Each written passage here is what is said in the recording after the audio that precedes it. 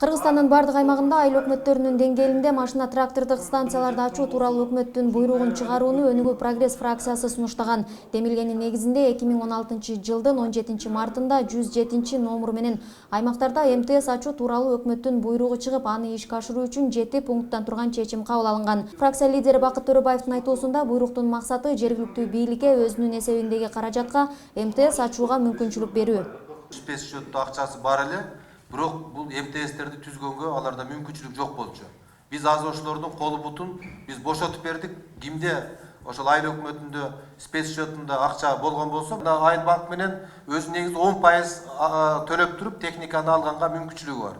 Кээ бир айыл өкмөттөр айтып атат, биз 30% азыр алдын ала төлөп тиги алганга шартыбыз бар, акчабыз бар деп атат. Биз ошол кимизде кандай шарт болсо, ошондого биз мүмкүнчүлүк түзүп берип атабыз. Айыл жана суу чарба министри Турдиназир Бекбоевдин маалыматында 1 айлык убакытта айыл өкмөттөрүнө МТС'терди ачуу тууралуу түшүндүрүү иштери жүргүзүлүп, бүгүнкү күндө 80 айылдык аймактан МТС ачууга арыз берилди. Биз 10 майдан 20 майга чейинки периоддо бир жерде биз ушу Чүй областынын Сокулу районунун Жаңы-Пакта айыл өкмөтүндө ошондо МТС'ти ачып, биз ошол тийиштүү адамдарды ошол жерге чакырабыз, презентация кылабыз. Андан кийинкиси айттым Ысык Көл областы, анан Нарын областы, Талас областы, ал эми июль айларында ошол башында айткан Жалал Абад, Ош, Баткен областтарын караштырып атабыз. МТС'терди ачууда экономика жана каржы министрликтери, соцфонд салык маселелерин чечип берүүнү айыл өкмөттөрү суранууда. Мындан сырткары дагы бир негизги көйгөйлөрдүн бири айыл чарба техникасын ташып келүүдө лизинг келишимдери дыйкандарга тоскоол жаратууда.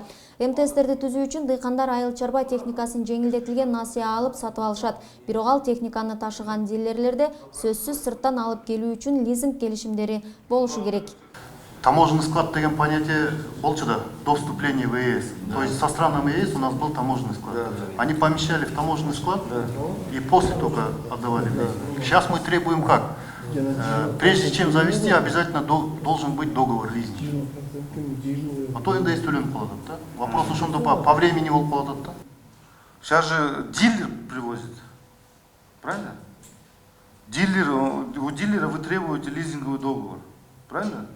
Договор с фермером, правильно? Вот. После лизингового договора вы потом только даете добро, потом они только заказывают. А фермер хочет прийти сразу выбрать здесь на складе, купить и уехать.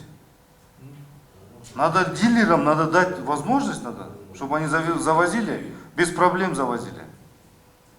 Решайте, пожалуйста. Натыйжада фракция бажы, салык кызматы, экономика министрлиги жана каржы министрлигине бул маселени айыл чарба техникасын ташыган дилерлер менен бир жуманын ичинде чечүү тапшырмасын берди. Рахмат, башка сунуштар жок болсо, урматтуу депутаттар, айтылган сунуштар менен фракциянын чечимин добушка коем. Макул, каршы, калыс жок. Рахмат, чакырылгандар, силерге ийгилик. Айтылган сунуштарды, пландарды ишке ашырганга тездетсеңиздер.